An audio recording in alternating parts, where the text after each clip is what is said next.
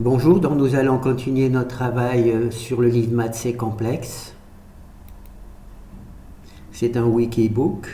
Alors on est dans les matrices. On va voir afficher les matrices.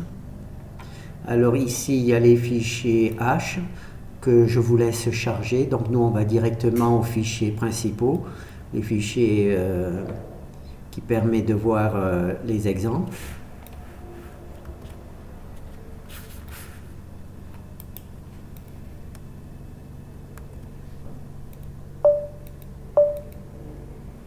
Alors donc ici on a notre matrice qui est désormais affichée. Là on voit que c'est la matrice 0, 0. Et là on voit que c'est la matrice identité puisqu'il y a 1 sur la diagonale. D'accord. Alors ici c'est la partie réelle et ici c'est la partie imaginaire. Alors on crée comme d'habitude notre matrice avec cette fonction. Elle a ici 5 lignes et 5 colonnes. D'accord. Ici, on l'initialise avec la matrice identité et on l'affiche. Donc, on va voir. Là, hop. Là. C'est la matrice ID.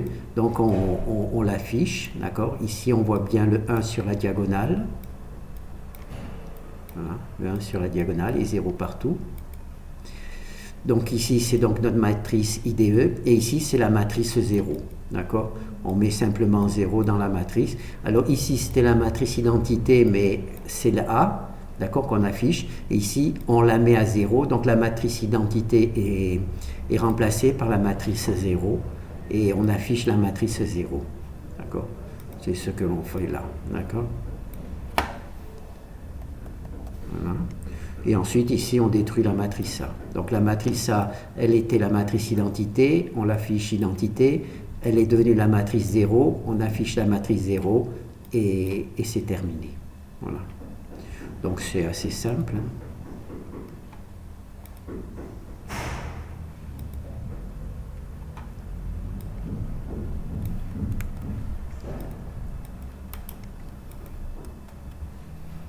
On va relancer. Alors là, on refait le même exemple. Simplement, l'initialisation se fait au moment de l'impression. D'accord. C'est une facilité que mon travail permet, donc je me suis amusé à le faire. Et ici, l'initialisation aussi, on a mis 0 directement dans la fonction qui imprime la matrice. Alors, la fonction qui imprime la matrice, on commence, c'est exactement le même principe que pour la partie réelle. Alors, simplement, il y a deux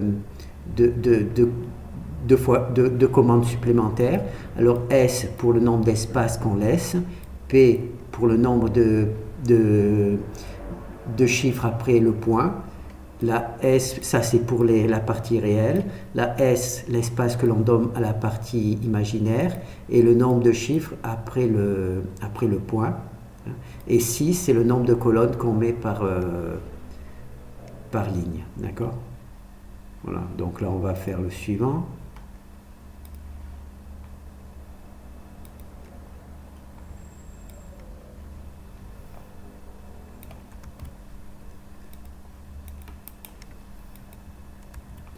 Alors là j'ai tout mis dans la création, c'est-à-dire l'impression de la matrice, la création de la matrice identité et la création de la matrice, une matrice 3-3. Et on voit que tout ça se passe dans la matrice, au moment de la création, d'accord. Et ensuite ici on imprime et ici on la détruit. Donc on va juste le faire. Voilà.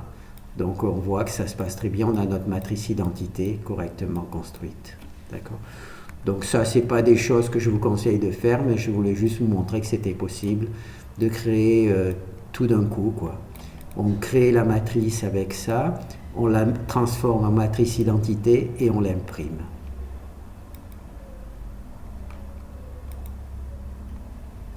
Alors maintenant, on va faire notre exemple.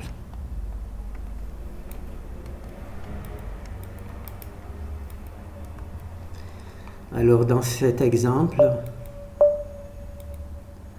on affiche que la partie réelle. Il n'y a pas la partie imaginaire. D'accord. On aura de temps en temps besoin de ce genre de choses pour n'afficher que la partie réelle, pas la partie imaginaire. Si la partie imaginaire est constamment nulle, d'accord, autant ne pas l'afficher, n'afficher que la partie réelle. Donc c'est cette fonction qui fait ça. Alors c'est print mr, donc il y a la partie r pour la partie réelle et la partie z pour la partie complexe. Donc ici on n'imprime que la partie réelle, d'accord? C'est comme ça que je l'ai écrit.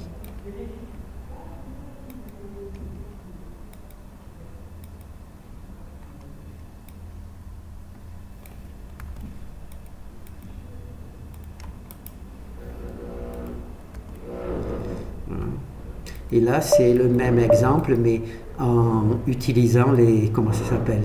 On n'imprime que la partie réelle, mais en utilisant l'écriture scientifique. D'accord? Donc là, comme il n'y a pas encore de valeur aléatoire, on met juste 0. Voilà. Donc c'est 0. Donc ici, on crée notre matrice, comme d'habitude, le nombre de lignes, le nombre de colonnes.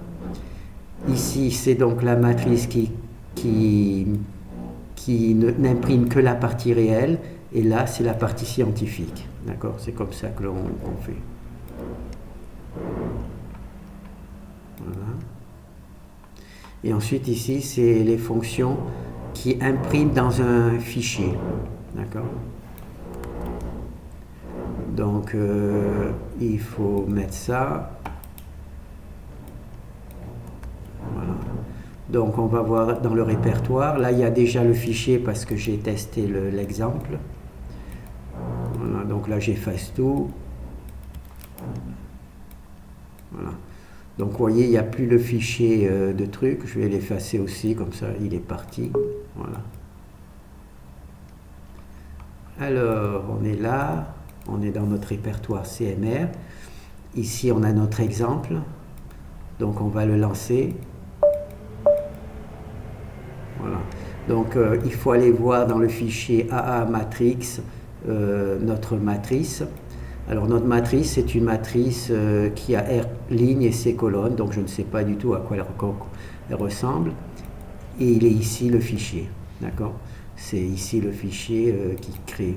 Donc si un jour vous avez besoin des matrices pour les imprimer, vous pouvez le faire ici.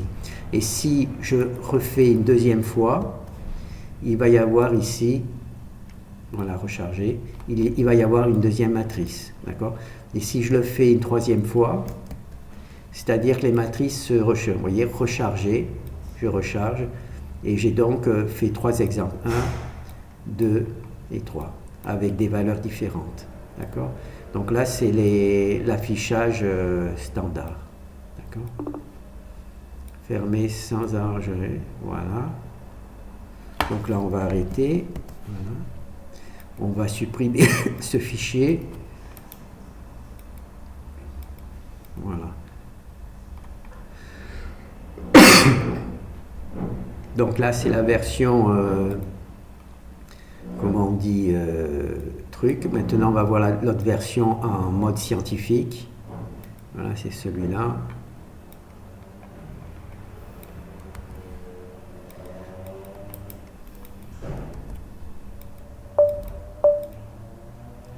Voilà, donc là aussi, hein, vous avez vu que j'avais effacé le fichier, donc il y en a un nouveau. Et cette fois-ci, il est en mode scientifique, donc là on ne voit pas bien, donc je vais en faire un autre exemple. J'en fais deux exemples, j'ai fait 2 exemples. Donc là, il faut recharger pour mettre, voilà.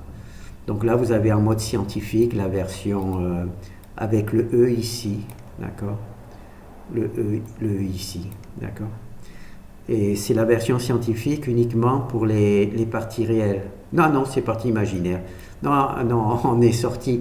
C'est la version scientifique pour les versions où on travaille dans... Comment ça s'appelle? Dans un fichier. Je mélange tout à force de faire les choses. Bon, c'est pas grave. Hein. Hop là, Z. Voilà. Donc là, vous savez que vous pouvez mettre votre matrice si jamais vous voulez la récupérer dans un fichier. Voilà. Donc là, on tourne. C'est cette fonction qui permet FP d'accord? Comme en langage C, quand on travaille dans les fichiers, on met un petit F. Là, j'ai mis un petit F. Donc là, c'est l'impression d'une matrice en mode scientifique et F dans un fichier. Donc on va essayer de voir un petit peu les fonctions. Alors ici, il y a le fichier général, d'accord? Alors le fichier général, j'ai essayé de mettre le moins de choses possible. Donc ici, il y a un fichier avec toutes les fonctions qui impriment quelque chose. Donc il s'appelle WP. Alors dans ce fichier WP, je mets toutes les fonctions qui permettent d'imprimer. Alors ici les matrices, ici dans un fichier, ici imprimer tout, et ici imprimer pour Octave, d'accord? Voilà.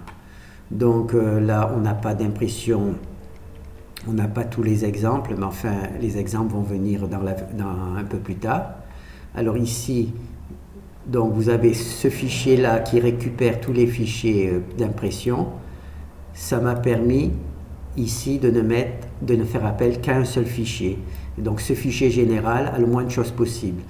Là c'est les fichiers d'impression, là c'est la création de matrices, et là c'est la création de nombres complexes, d'accord? J'ai donc essayé de n'avoir qu'une seule ligne par outil en quelque sorte.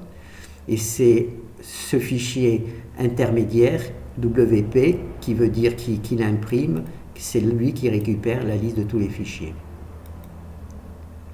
Alors ici, c'est le premier, c'est le fichier qui imprime les matrices, donc PR. Donc on rentre la matrice A, et ensuite, eh ben, on fait le travail, tout simplement. Ouais, c'est marrant, ça. Ah, d'accord. Ensuite, ici, il y a la matrice qui imprime tout, c'est-à-dire la ligne 0 et la colonne 0. On verra peut-être le code plus tard. Là, c'est la matrice qui imprime dans un fichier, d'accord? Et ici, c'est la fonction qui imprime pour Octave, d'accord? Voilà. Alors, il y a deux versions, une version les chiffres normaux et une version en mode scientifique, voilà, pour Octave. Bon, ben voilà, je pense qu'on a vu un petit peu ce que je voulais montrer. Merci.